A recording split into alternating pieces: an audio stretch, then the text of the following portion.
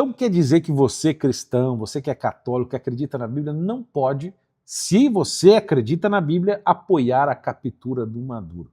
No último vídeo eu falei sobre a questão de São Tomás de Aquino, mas nós não mencionamos a Bíblia. Hoje nós vamos tratar da questão do cristão, Bíblia, guerra e paz. Esse é um negócio importante, porque os católicos estão bem confusos em relação a isso. Porque você vai lá, pega a sua Bíblia, você está lendo a Bíblia, de repente, lá o primeiro evangelho é o evangelho de Mateus. Você vai chegando ali, de repente tem o Sermão da Montanha. Logo ali, no Sermão da Montanha, você lê lá Jesus falando: bem-aventurados os pacificadores, porque serão chamados filhos de Deus. Mateus 5,9. Ou algumas traduções dizem: bem-aventurados os pacíficos, né? Que também é basicamente a mesma coisa. E você fala: meu Deus do céu, então não posso apoiar o que ele fez lá na Venezuela, né? O que o Trump fez. Aí você lê mais um pouquinho, no mesmo capítulo 5, chega lá no versículo 39, em que Jesus fala assim: eu, porém, vos digo, não resistais ao mal, mal com U, né? Ou seja, a pessoa má. Se alguém te ferir na face direita, oferece-lhe também a esquerda. Ou seja, ferrou. E aí você, então, terminou Mateus, já meio chocado, de repente chegou lá no Evangelho de Lucas e vê Jesus mandando guardar a espada. Ou seja, acabou. Nós temos que ser contra a guerra. Ou seja, veja, quer dizer então que, segundo a Bíblia, você não pode ser feliz com uma captura do Maduro como foi feito. Ou seja, ser cristão significa então ser basicamente um pacifista. Isto não tem nada a ver com a história. Isto pode distorcer a cabeça de muitas pessoas. Eu vejo os católicos com muita dificuldade nesse sentido. Porque, veja, vamos aqui entrar nos textos. Primeiro, quando Jesus fala bem-aventurados os pacificadores, ele não está dizendo pacifista. Ou seja, o ripão, paz e amor, que é contra qualquer outra guerra, que você deveria chegar lá com Maduro, cantando Imagine, oferecendo uma rosa e pedindo para ele se entregar gentilmente com a sua guarda cubana de 30 homens mais 50 venezuelanos. É óbvio que isso não iria acontecer. O mesmo vale para outros tiranos, como o alemãozinho do bigode, para Stalin, para os atuais, né, da Nicarágua, de Honduras ou da Coreia do Norte, de onde seja. O que você vai fazer? Ou seja, o pacificador é aquele que pacifica, que promove a paz. Como é que você promove a paz? Acabando com a injustiça. Ou seja, a justiça promove a paz. Isso inclusive é bíblico. E a paz produz a alegria. Então, o que é justiça? Dar a cada um o que lhe é devido. O que é dar a cada um o que lhe é devido? Bom, a quem fez mal, punição. A quem é injustiçado, está sofrendo, reparação. Ou seja, restauração da ordem. Isto é paz. Então, quando Jesus diz bem-aventurados os pacificadores, porque são chamados filhos de Deus, é porque eles agem como Deus age. Então, vamos pensar, o que Deus faz com uma pessoa que é má? Em última análise, ele manda para o inferno para sempre. Poder que nós não temos. Veja, estou pensando aqui no caso divino. Mas em escalas menores, Deus queima Sodoma, né? Deus manda o dilúvio, pune o homem pelo pecado original, pune o povo de Israel por idolatria de 1000 maneiras. Pedro manda, queima lá, morre lá infartado, lá, desmaia. Ananias e Safira morrem porque quiseram comprar os dons de Deus. Entendeu? Então, assim, isso no Novo Testamento. Então, ou seja, Deus não tolera injustiça, né? Ele pode ter certa paciência, mas não vai passar impune neste plano ou no próximo. Ou seja, Deus também é um pacificador, no sentido de que ele promove a justiça para causar a paz, que então nos dá, de fato, a alegria. Então, quando Jesus diz pacificador, ele não está dizendo para você ser um bunda mole, para você ser um bestão. Então, entra um cara na sua casa, começa a bater na sua mulher, no seu filho, roubar a sua casa. Não, eu sou um pacificador. Ai. O seu dever é fazer a justiça, cara. O que é fazer a justiça? Dar a cada um que é devido. Agrediu as pessoas? Vamos contê-lo. Se necessário para isso, vamos agredi-lo. Se ele resistir e não tiver meios, nós vamos matá-lo. Infelizmente é assim. Esta é a realidade que nós vivemos. Então, acabou já esse negócio de pacificador ser pacifista. Mentira. Depois, quando Jesus... Esse aqui é o que o pessoal usa muito contra nós cristãos. Vocês falam da guerra, não sei o quê. Tem até aquele Christopher Hitchens falando isso aí uma vez no debate. Né? E vocês são pacificadores. Mas Jesus mandou dar a outra face? Ô, idiota. É só ler o contexto. Qual que é o contexto? Jesus ali está quebrando uma lei que para a época fazia algum sentido, e em muitas culturas até hoje ainda faz, nas culturas islâmicas, que é a lei do talião. Se você roubou, corta a mão. Olho por olho, dente por dente. Não é isso? No Islã é assim, nos países tem Sharia. Roubou, corta a mão direita. Roubou de novo, corta a perna esquerda. Roubou de novo, corta a outra mão, se fica com uma perna. Roubou de novo, aí você vira um cotoco, uma tartaruga, no final, né? Então, mas Jesus disse, ei, calma aí. Nós não vamos fazer a vingança equalitativa. Nós vamos buscar a restauração através dos meios possíveis. Quando não der, obviamente, nós não vamos. Mas nós não vamos sair fazendo justiça com a própria mão. Jesus está falando sobre vingança. Ou seja, você sair fazendo justiça com as suas próprias mãos.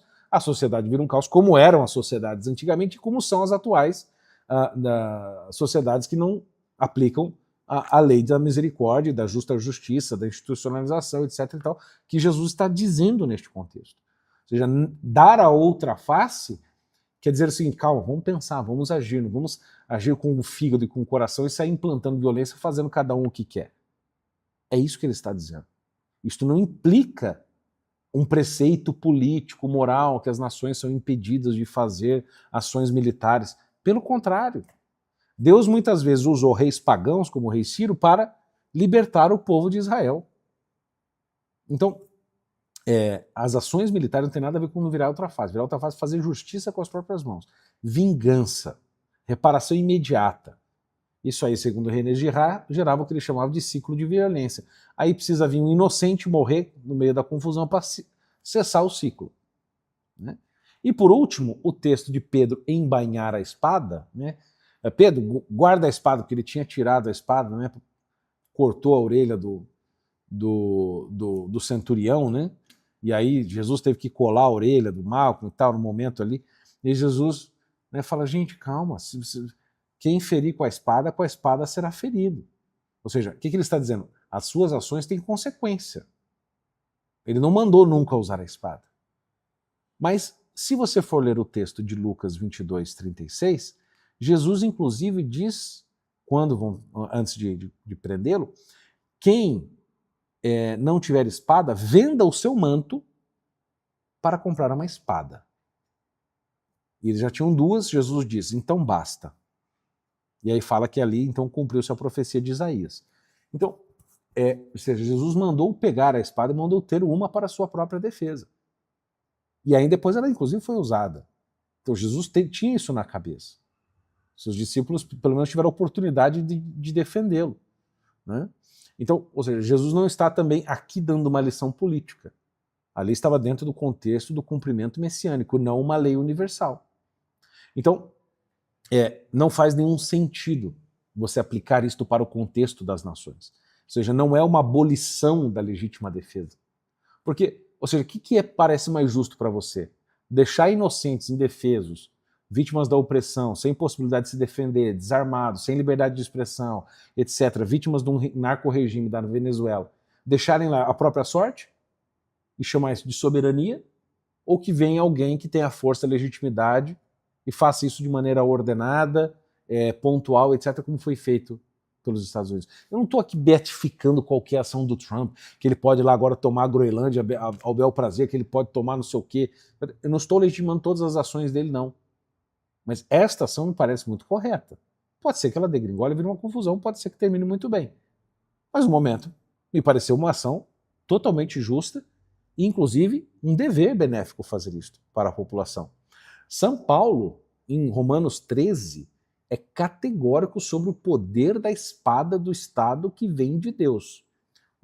Estou inclusive com a Bíblia aqui na minha mão, a Bíblia do Mato Soares, que diz assim, no versículo 3 do capítulo 13 da Carta aos Romanos. Os príncipes não são para temer pelas boas ações, mas pelas más. Ou seja, se você faz o bem, você não tem que ter medo da autoridade, correto? Óbvio. Com efeito, queres, pois, não temer a autoridade? Faz o bem e terás o louvor dela. Ou seja, você não quer se dar mal? Faz a coisa certa. Porque o príncipe é ministro de Deus para o teu bem. Então ele está dando o princípio. Qual que é o princípio do príncipe, ou seja, do governante? O bem geral, o bem comum. Eu mencionei bastante isso no vídeo anterior. Mas, se fizeres o mal, tenha medo, tema, porque não é debalde, ou seja, sem razão, que ele traz a espada, ou seja, a espada é necessária. Mas se fizeres o mal, teme, porque não é de balde que ele traz a espada, porquanto ele é ministro, mais uma vez, ministro de Deus vingador, para punir aquele que faz o mal. Ou seja, calma aí, cadê o pacificador, dá a outra face, guarda a espada? Se a autoridade vem de Deus, a espada é um meio que Deus se utiliza através das autoridades legítimas para punir aqueles que são maus, até com o chamado ius gladi, dentro do direito romano, que era o direito de matar dado a imperadores e governantes locais sob a autoridade divina, como, por exemplo, Pilatos tinha. Então, aqui São Paulo está mostrando que o Estado funciona como um meio de punição. Tanto um Estado, obviamente, legítimo, um governante legítimo que age para o bem da população para punir o mal, como muitas vezes acontece no Brasil. Eu acho que na maioria das vezes os juízes, policiais agem bem do que mal. É que os casos maus são os que mais aparecem, a gente tem a impressão que está tudo desmoronando, mas se fosse assim, pô, o país não estaria um caos absoluto, estaria todo mundo tirando a vida, ninguém estaria obedecendo mais nada. Né? Existe ordem ainda no Estado. Né? E no caso da situação geopolítica, ou seja, de um país com o outro, isso também se aplica. Se você tem um país mais potente e que tem meios de resolver o que um país por si mesmo não pode resolver, e ele vai fazer isso sem usurpar e abusar e destruir o país, e oprimir ainda mais a população, por que não fazê-lo? Não usar o poder de autoridade da espada para libertar uma população. Gente, bota a mão na cabeça. Você teve, a Venezuela tem cerca de 24, 25 milhões de habitantes. Um terço, ou seja, 8 milhões de pessoas saíram da Venezuela. Foram para o Brasil, foram para a Colômbia, foram para Guiana, foram para os Estados Unidos, foram para a PQP. 8 milhões, é o maior êxodo do século XX. Êxodos maiores só houve na época da União Soviética, em que Stalin movia 5 milhões, 20 milhões, 30 milhões de pessoas dentro da União Soviética. Fora disso, vamos dizer, de êxodos voluntários por causa da situação interna do país, nenhuma situação ocorreu como essa. Isso não... É como se, sei lá, 70 milhões de brasileiros resolvessem sair do país.